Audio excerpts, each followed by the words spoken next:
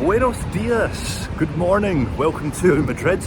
Don't worry, I'm not going to butcher the Spanish language anymore after that. But today's video is literally just another take of a realistic day of street photography. I'm currently here in Madrid, the beautiful and lively city of Madrid, I will say. And I wanted to just show what it's like that travelling into a new city. I've only been here a few days, I'm starting to know the way of the land, but I still don't know what I could get. I just wanted to show what it's like again, much like I did in my previous video in Glasgow. I want to show what a realistic day of street photography looks like, this time here in Madrid. So let's get into it, shall we? I'm currently filming two videos at the one time at the moment, so right now I'm filming the realistic day of street photography. I'm also filming a second video simultaneously of Madrid on film. That's kind of one that's took place over the course of a series of a few days. This one is just for today, because today I think we're due to get a mixture of all weathers. It started off, it's a little bit sunny today so far this morning, though there's a bit of cloud cover, but it is due to rain later on today, so that can be quite interesting. But for now, we'll just make do with the light we've got. It goes from a bit flat to a bit sunny, but what we're going to do is work our way more into the actual city centre and see what we get from there. I have started the day with the 18 to 55. I thought that could be, again, much like last time, gives us a bit more flexibility.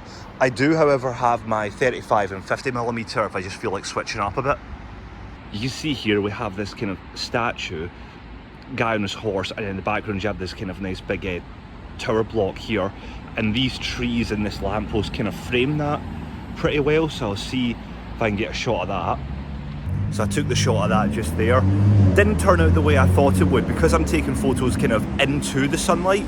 The actual, what we were looking at there, what I was looking at was just complete shadow, so it was not really very clear of what I was taking a photo of, so that didn't really work as well as I'd hoped. This isn't telling much of a great story as such, but in the foreground, it's a kind of nice setting. So in the foreground, you have the two kind of like bushes here, kind of acts like a frame of sorts.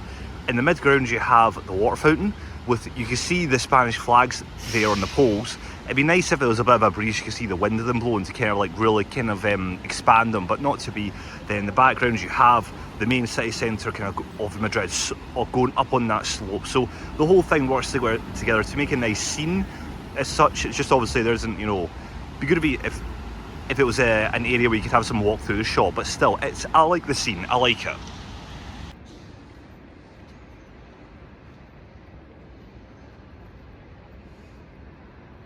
What is quite a good thing to do is that when the light is going a bit flat like it has today, it's just gone complete overcast, is what to try and do is try to utilise the environment to use your advantage. Like, try to utilise it to use like certain like photography techniques to like kind of like pull in the viewer to the shot, rather than relying on the light to kind of like grasp the viewer's attention, especially when you've not got a lot of light to work with, such as today.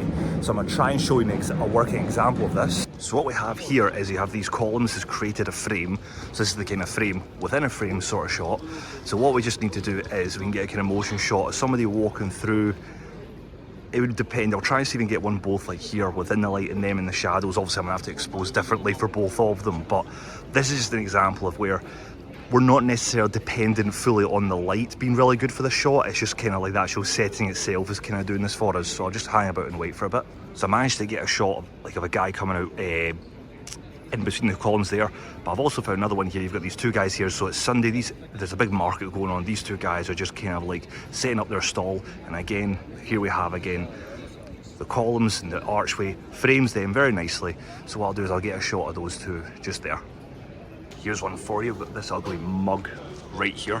This kind of what looks to be kind of a closed shop, but these kind of like glass kind of like stalls. I could take a photo of that, and these kind of like glass shells kind of like creates other bits of reflection to the shot. So it's so here we go. I'm giving away my full recording kind of setup right here. It's literally just my phone, as you can probably tell from the quality of the video. Another kind of setup here is like you have these kind of like the columns are now forming like repeated lines, so it kind of like draws the viewer's attention kind of inwards. So we kind of have a subject there like this couple here. Literally, as I was changing my camera, the first guy walked off shot, but I did get a photo of this guy here pulling his wee trolley. Again, like I said before, I could have gone either landscape or portrait, but because again we have the columns here which are kind of almost dictating the photo to me because they are in a portrait kind of setting, and again we have a kind of archway at the very end there, kind of dictated that it had to be in a kind of like portrait mode. Not honestly it had to be, I could have done it in landscape, but I just think if I'd done it in landscape I would have got all this kind of like clutter over here with the tables. I'm not really interested, and I wanted to get as much of this in shot as possible. Another thing that's quite important, a good technique to use, is to kind of like focus in on like the smaller details. It's like, so these are photos that maybe on their own, maybe not necessarily work individually, but they kind of add to the kind of like storybook of the setting you're trying to like show. So for example, like here in Madrid, like meat eating and carving is huge. So earlier today I took a shot of like through a butcher, which added like shows the kind of like part of the culture here. That, and today it's obviously they're setting up their stalls here for the Sunday market. I took like small little detail shots of the guys setting up their stalls. So again, on their own, maybe not much, but together kind of adds to like the story you're showing of like the culture of the city and like, you know, the story of the environment. Here we have yet another kind of archway, and we've got a lot more people walking through this because it's kind of the main walkway of the square. So again, similar to last time, I'll probably shoot, it's best to shoot in portrait mode because, or not portrait mode as such, like just in portrait, because you can see here, in order for me to get kind of like the full kind of like archway in the shot, I need to kind of like be in portrait. Oh no, that would have been a good one there. Oh, I couldn't juggle two things at once. Let me try and see if someone else walks through. So here's an example, like what I said earlier, about trying to take out small details to add to the story of the setting. So up here in these kind of window ledges, you have like the various homes that set out like their washing, and a little wee nice little table there for have like their breakfast, stuff like that. So like adding stuff like that just adds to like, or taking photos of that, sorry I should say. It's kind of like picking out smaller details which kind of just again tell a story without actually, you know, having to say an awful lot. It just gives the viewer kind of like a feeling of the environment. So I've come down to this flea market here on the south side. It's actually so much busier than I thought it was going to be. I thought it would be like little wee individual stalls, and it's super busy. It feels like half the city has turned out for this. I actually went and got a little something for myself. It's a painting of the cover of Pulp Fiction, one of my favourite films ever made. One of my Quentin Tarantino, loved that film. But because it is so busy around here, I haven't been able to actually do my usual style of photography where I pick out individual characters and try to isolate them into the environment. I've had to really kind of improvise and use kind of like a lot of kind of closer up detail shots of the whole scene because it is so packed here. I've actually took a break from the main kind of like street, which is just over there, because it was just so super claustrophobic and so busy. But back to what I was saying earlier in terms of like picking out individual details and individual kind of points within the scene. I kind of took inspiration from Joel Marvitz, again, one of my favourite photographers who I thought was so great at telling us a situation and told the story of street photography. He said that what you should do is you come to a very busy area and try to pick out the smaller details within that. Don't kind of try and go for the big picture of it. Focus on the little details of it that make up that whole scene. I've taken a turn off the busy main roads and come down this little wee side alley here because I quite like, you know, again you have these two buildings here, draws your attention down there to the very bottom. Motorcycle here is just part of the general foreground, and what I might wait to do is see if I can get like an individual, like one person walk kind of just perfectly there in the middle. Obviously I may need to play the waiting game for now because I don't actually know whether someone just walked right past, but there, see a car right behind us, having to juggle that up, so this might be a bit of a waiting game for now. So I have managed to get a few here. I've got one example here. You may not be able to see because the focus on my iPhone is terrible in the back of my camera, but what my issue is, come on, there we go. I don't know if the motorbike there at the bottom left is proving a bit too much of a distraction than anything else, so I might move a bit closer. Here's one where you can make use of small details. So in this motorbike part here, you see in the mirror there, reflection we're picking up on the street light that's actually placed just up there, I believe. Oh no, sorry, it's the one there. It's the one up there. So what I'm going to do is I focus in on the mirror. I'll actually get that'll appear in the image, and it kind of creates, you know, just the kind of like contrast between this is not actually part of the actual background. It's kind of just a reflection of what's it kind of tells a story there. It's just kind of waffling for a bit there to try and explain it. That was actually quite a difficult one, because if you see actually behind me, the light is actually, so what I'm doing for this photo, I need to expose for two different scenarios. I need to expose for the motorbike in front of me, but I also need to expose for the street light behind me. So where you can see the street light is in a lot more dark shade, the bike here, so I'll show you, the motorbike here is in a lot more kind of like direct light, so it kind of doesn't require as much high ISO or lower shutter speed, doesn't need to be as exposed as much. Whereas if I actually look at the light there, it's in a lot more kind of shades and a significantly darker patch, so it's quite a bit of a, I'm trying to expose for two different situations, so that's a bit of a challenging one. But I would say the best way to do about it is to kind of like focus in right on the mirror, kind of cut out all this kind of area around it that's kind of just not really adding much to the photo.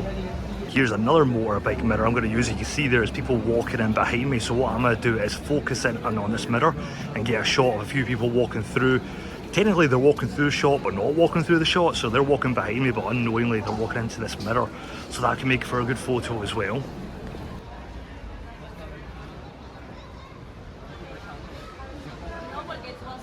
Similar situation this time. Again, we've got these two, this road I'm on this time leads to this kind of nice kind of like crossing here, so hopefully, and I kind of like the background, you got the kind of nice red kind of building coupled with the tree. So what hopefully I'll do is two things. If someone can walk straight there in the middle, ideally one person on the road, and hopefully no car at the same time goes past them at the same time. So it's a lot to pray for, but we'll just keep my fingers crossed as always. Here we have a good shot of the chapel down here that's kind of, I know the tree is in a way kind of blocking the shot, but I quite like how it gives that kind of, but because of the tree being there, it gives just a hint of the actual church and building itself and how big it is, coupled with again these kind of row buildings here pulling us in towards the kind of church there. So I'm going to try and compose well. I don't like these vans on the right hand side, that kind of ruins the shot. I want kind of like from here to be my shot. So I like this setup. I like the kind of crossroads here, where if I can get someone walking across that. And I also do like, so you know how in my previous cases I was looking to use kind of a road to kind of pull the focus into a person, but I quite like the way this kind of road kind of just fleets off into the distance, coupled with everything about it kind of just carries the view that way, with these kind of terrace windows here and the kind of patios. So that's what I'm going to go for. Hopefully it quietens down and get kind of a solo subject with no cars again. I might be waiting a wee while, but we'll see what I can get. Here's another example of what I said earlier, in the sense that we're looking to use the environment to set up the frame of the photo. So what we have is here, you look at these repeating bollards on either side and the street lamps on predominantly the right, it kind of sways, the road kind of curves a little bit, which is quite nice. Ideally, of course, what I would want is somebody kind of either walking across maybe here-ish, or maybe going up that way-ish, but I'm not too sure. And it is quite a quiet street, so I may not get much from this, but you can see this is a good example of how the photo has been set up. At least a good photo potentially could be set up if you had the right conditions here. Here's again a nice kind of like scene as such, potentially a good scenario. These three motorcycles here, I quite like them. I would like the red one to be a little bit closer to the brown one in the middle there, but I still like it. Coupled with, I like the background of the building, that kind of rustic building, nice red building, the green trees, the muted but immediate backdrop of the ground frontage. So I like that kind of situation here. So I think that's a good photo. If I can maybe get, hopefully again, there's no cars here, traffic's a little bit light at the moment, so that's a blessing. And if I can maybe get someone in the shot in that kind of space there, could be potentially a good photo. Here we have another good setting where you have these two double doors with a good archway, and even the flags kind of hanging above them. I think from this kind of section makes a good photo, but obviously I just need someone to kind of walk through the frame here. I might be waiting a while because foot traffic is quite light today at the moment. That last shot I was at with the motorbikes, I was waiting there. Gosh, I can't speak today. I was waiting there for quite some time before someone walked through, so I'll try and be as patient as possible. So here's actually an example where we could practice a more kind of abstract approach, because if I look to my right, this is the main square of Seoul, but if I turn left of what we're looking initially. This here is the building to the subway station, but this kind of facade is all kind of like reflective. So we get kind of like reflection of the background, and this kind of seems to have had kind of some kind of scratch marks, but I quite like that, adds a bit of texture to it. So this is where we're going for a more reflective shot. So I will shoot straight into this. I'll mix it up with landscape and portrait, and I'll see if I can get maybe a shot, because maybe even between here could possibly be something, like, you know, in between the two marks here, that could be a frame, but again, that's kind of circumstantial. But I think this is a good opportunity to try something different. Here's another example where we can use a more abstract kind of scene. This is a kind of, again, I think it's a tourist kind of information, or a wee kind of travel agency, or a wee corner shop. Combination of both, probably. It's not really important, but again, it has this kind of more mirrored facade, which is kind of curvature, which is reflecting where the entrance to the subway station here. So I'll try again. It is proving harder than I thought. I haven't really done much of this before. I'm just trying to do something different again, to make most of, like, just to try something different to make most of the situation we've got. So I will begin to wrap it up there. It's been a long one. That's been a good day, a long day, but a good one. Burned through a whole camera battery already. So I think we'll wrap up there. It's coming towards the evening. The light it's not dimming, but it's certainly, because it's overcast, I can't imagine there's much light left. So I'll try and get the last few shots in as I can. But enough waffling, that's enough for now. I do hope you enjoyed the video. As always, I just hope this video brings you some sort of value, and I hope you just, even if you just enjoyed viewing it, hopefully it wasn't too boring for you. But as always, I really do appreciate if you've watched. Thank you again, and I'll see you in the next one.